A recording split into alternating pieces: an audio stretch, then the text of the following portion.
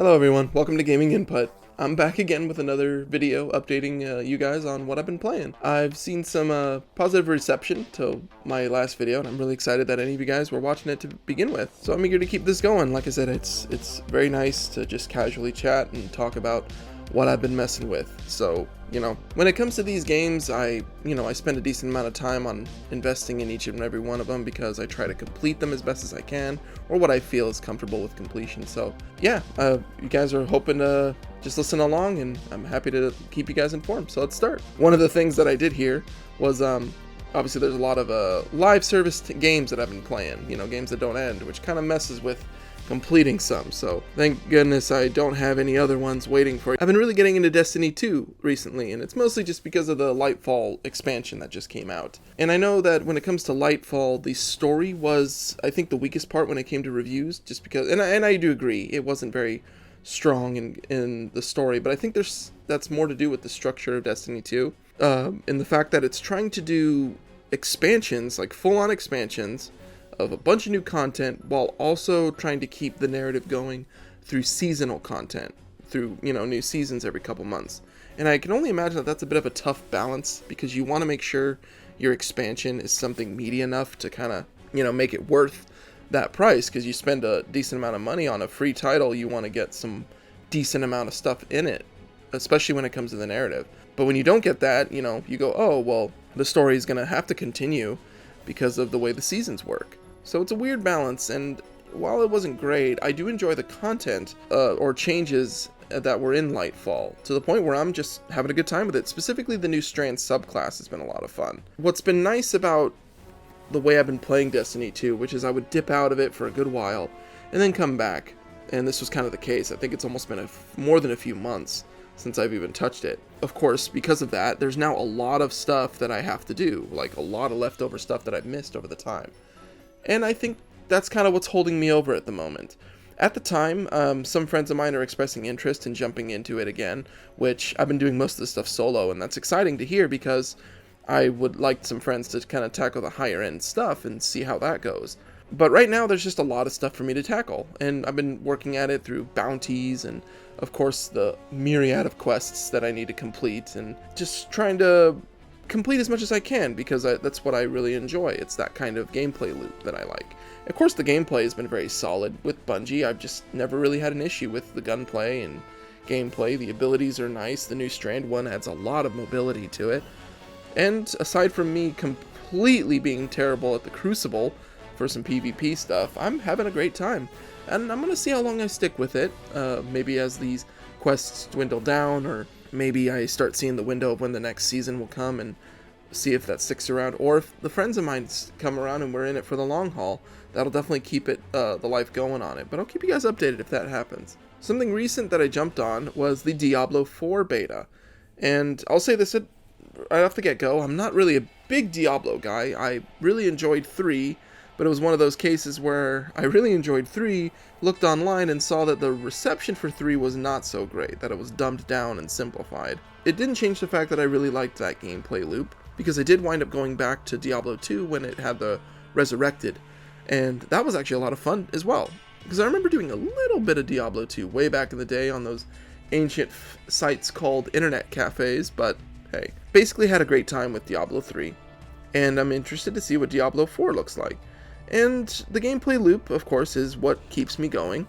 I haven't played too much. I've pretty much only gone to like level 8 or 9, and it kind of lost my interest for a minute. But I know that when it comes to Diablo, your end game, your gear grinding, that's kind of where that stuff really starts to shine. So as this beta progresses, I think the highest you can get to is level 25. So I'm probably going to stick around with it for a little bit and see what happens. I don't know if I am going to pick up the game itself. We're going to see. I haven't messed with the live service stuff, because I know obviously people have been very apprehensive of this, specifically with Diablo Immortal on mobile phones being such a gotcha game, I guess, for layman's terms. So it's cautious optimism that I'm going to keep for this beta. I've had a good time, but because the gameplay itself wasn't really the issue, it's the stuff around it that I'm kind of be concerned about. The game looks great, of course. I really like the way they mixed cutscenes and then their CGI stuff, which always looks good. But they have a decent amount of cutscenes that were put in the beginning that are with your character model. Your character speaks a little bit more, and that's something that I can appreciate. Whether the story will be something that truly entices me, because it hasn't done that in a while for Diablo, at least not for 3.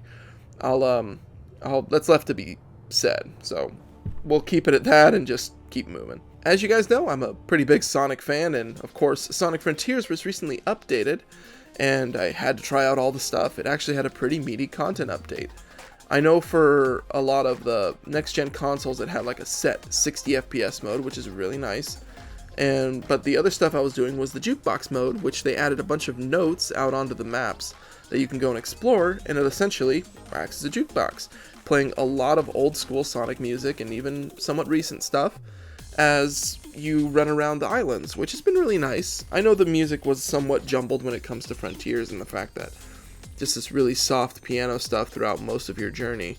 And putting this, nostalgia music in the back is exciting in its own way. It's fun. Just being a big fan, I always enjoy it. To be fair, I've heard these songs well over 2,000 times, I feel like, each, but still, I enjoy it. The bigger media updates was the Cyberspace Challenge, which was playing each island's cyberspace levels back to back in order to get as best of a time as possible. There's apparently a special surprise if you complete them all with an S rank, and I've yet to do that. I'm not very good, actually. This is one of those things where actually both the combat challenges and the cyberspace challenges provide just that, a challenge, and I didn't have that when I was doing the main game with these same exact levels. It's just, I don't know, there's putting them back to get back or trying to keep up on my reflexes instead of having that pause in between those levels to run around and kind of get situated with controls again. I've been thinking on my feet a lot more, especially with combat challenges. I didn't realize how out of touch I am with the different moves and styles that I actually need to refresh myself on. But it's a good kind of refreshing. It's a good kind of challenge that I'm happy to look at, because blazing through Sonic Frontiers was a good time, but some of the stuff felt a little easy. I've been enjoying these, and maybe it might be a while before I do collect all S's for this. But I'll see what happens and see what the surprise is. I hope it's something that's worth it. But hey, there's still plenty of content coming out because it's got a whole roadmap throughout this year to see what, including extra playable characters. So this game is far from over. So I'll be around playing it and keeping you guys updated, of course. One of the other side tangents for Sonic Frontiers has been the mod support on PC, which is very exciting. I already broke the jukebox mode in adding extra slots for 99 songs. So hey, that's already kind of got me really excited to try that out. And of course, the mod support in general for Sonic Frontiers before the update has been really, really nice with skins, and of course big changes to physics, momentum to kind of make it feel a little bit more free-flowing. Always leave it to Sonic fans to turn these games into something truly special. The mod support, in addition, will be adding a lot of life to these games, well past any content update, so I'll be around to keep you informed on that as well. Kirby's Return to Dreamland Deluxe. Yeah, I am still playing this title. I did pick it up at launch, just because I was playing the Wii version on my Steam Deck, because I didn't think this game would see another round again, but hey, it did, and so I dropped it and went to this. As of now, I beat the main story mode, and I'm currently going through the extra mode, which is the same mode, the same main game, but your health is severely lower, and there's a lot more enemies on the screen, and some with different sizes. And I'll say this, I mean, whatever people want to say about Kirby, maybe it's more to my skill, but this is actually somewhat of a challenge getting through these levels. The enemies hit a little bit harder, and figuring out your copy abilities and seeing exactly what they do, that's one thing that I think a lot of people forget. If you pause the game and move a little bit more to the right, move a couple spaces to the right, it actually elaborates a lot on all the moves a specific copy ability can do, and I think a lot of people kind of forget that. I think the assumption is that Kirby is very simple, and in a way it is, but the intricacies come in the different moves that you can do. Like, I didn't know you can make a beam come out of your sword, for example, or what exactly constitutes a spinning slash versus a charge slash. All kinds of things that I was actually learning by going through the extra mode. So anybody who's been playing Kirby, even in the main mode, give it a pause and see what these copy abilities do. There's more than likely a lot more that I think people are missing out on. And it's the kind of game that you can't help but 100%, because on the main mode, I was able to collect all those gears in one go. Like, didn't need to go back and replay the level. and they're just very comfortable, very comfortably designed, tight levels that you can you see the extra path and go, you know what, there's probably something over there, and you give it a whirl. It does a nice mixture of requiring you to have certain copy abilities, but it keeps the enemies around somewhat so that you can kind of piece together what you need. And it's been a very comfortable ride. I've always enjoyed these platformers, and having Return to Dreamland be this way in the fact that it's just nice to comfortably go through, collect everything, and it gives you what I've yet to see, some cool super bosses and exciting stuff at the end, which Kirby's always seem to do.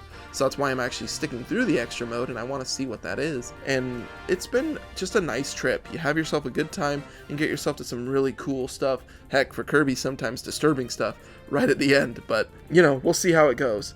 Magalore Park has been an interesting one for me in the fact that I wasn't really gonna jump in on these sub mini games, but hey, the missions that they throw at you are well worth investing in. Taking into account that the missions do have varying degrees of difficulty, and I've been doing all this solo, but maybe I can make it a little easier with friends, but we'll see. Those have been actually pretty exciting. Unlocking the different dress-up masks has been really fun too, because going through the extra mode with a silly mask is just one of those little novelties that I can enjoy.